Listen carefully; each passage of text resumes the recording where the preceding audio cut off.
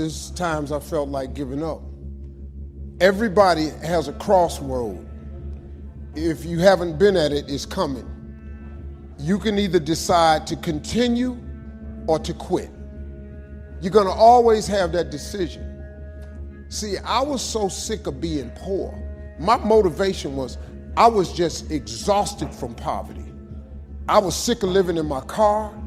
I was sick of not having money. And see, that's what people do. People quit when it's at their hardest moment. Somebody sent me a plaque one time that said, if you're going through hell, why stop there? Move, keep going. And I just could not see myself not being successful. Can I tell you something? If you really want to be successful, you gotta have a lot of dog in you. Because life ain't fair. Life is hard, man. It is not fair. But life ain't fair to nobody. You just gotta fight through, man. You gotta bite back sometime. People's opinion of you is none of your business. I have lots of haters, but who are they though? They don't even know me. So I don't give them no energy. I just keep going through. But then I'll tell you something too, haters motivate me.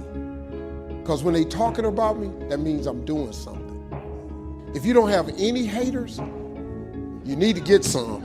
Because if you have no haters, you ain't doing nothing, man. So one last piece to that.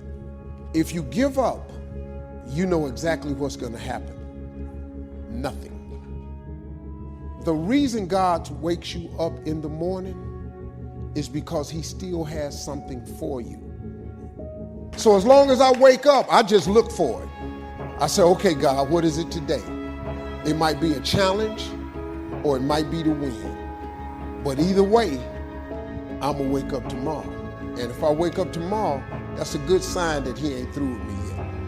If you're going to fulfill your destiny, you have to have a made-up mind that no matter what comes against you, you are not going to stay down. You're going to keep pressing forward, looking for your next victory. And in life, there's always something coming against us. Too many people just give up and think, well, it just wasn't meant to be. You have to have a backbone made of steel. You have to have a warrior mentality. When you have your mind made up that you're going to outlast anything that comes against you, all the forces of darkness cannot keep you from your God-given destiny. God did not create us to give up when it gets hard. You have victory in your DNA. The right spirit is to say, yes, I'm having some big challenges, but I know I serve a big God.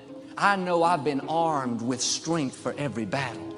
But some of you today, you've allowed your circumstances to push you down. But I'm asking you to dig your heels in and say, no, I will not give up on my dreams. I'm going to become everything God's created me to be, and I'm going to have everything God intended for me to have. Nothing that has happened to you can keep you from your God-given destiny. And if you will shake off the self-pity, then God will not only bring you out, but he's promised he will bring you out better off than you were before. There may be some bumps along the way. Every setback is a setup for a greater comeback. God will turn every battlefield into a blessing field. Look that obstacle in the eye and say, you have met your match with me. I will not quit. I will not start complaining. My report is this too shall pass. Anybody can quit, but it takes a man or woman of great faith to say, it looks like my dreams have died, but I am not moved by what I see. I'm moved by what I know. I know I would not have breath to breathe if God didn't have another victory in my future. You can decide that you're going to stand up to life. You'll get knocked down, but you won't be knocked out. You have the power to make that decision. I'm going to empower me. And all of these things that are happening to me right now, they're just temporary inconveniences. They're not stronger than I am. Understanding and knowing that we can move from where we are. Knowing that as we begin to explore new horizons, as we begin to elevate ourselves and not to follow the crowd, It's not easy, but through practice and practice and practice. Practice makes what? Absolutely not. Practice makes improvement. You can always go beyond anything that you have ever done. You're always bigger than what you do. When we face challenges and have things that come against us, it's easy to start dreading it, thinking, how am I going to make it through this treatment? How can I accomplish this dream? And yes, there are seasons where we have to endure, but there are also times that God will step in and make it easier than it looks. The scripture says He goes before us and makes the crooked places straight. What looks complicated, suddenly things fall into place. You don't have the connections, but out of nowhere, someone steps in and shows you favor. Now, you may be in situations now that you're tempted to dread. You've already decided it's going to be hard. God is saying it's going to be easier than you think. There's going to be a supernatural grace. He's working behind the scenes, making rough places smooth. Now, you have to get in agreement with God. You're drawing in what you're thinking about.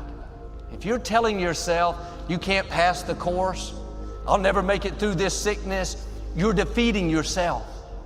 You don't have to do everything in your own strength, your own ability. The Most High God is going before you. He's arranging the good breaks, the favor, the promotion. You may go through seasons of struggle, no growth, no improvement. Thoughts will tell you this will always be difficult. But if you'll stay in faith, you're going to come into these moments of favor where suddenly things fall into place. Suddenly your business takes off. Suddenly your health turns around.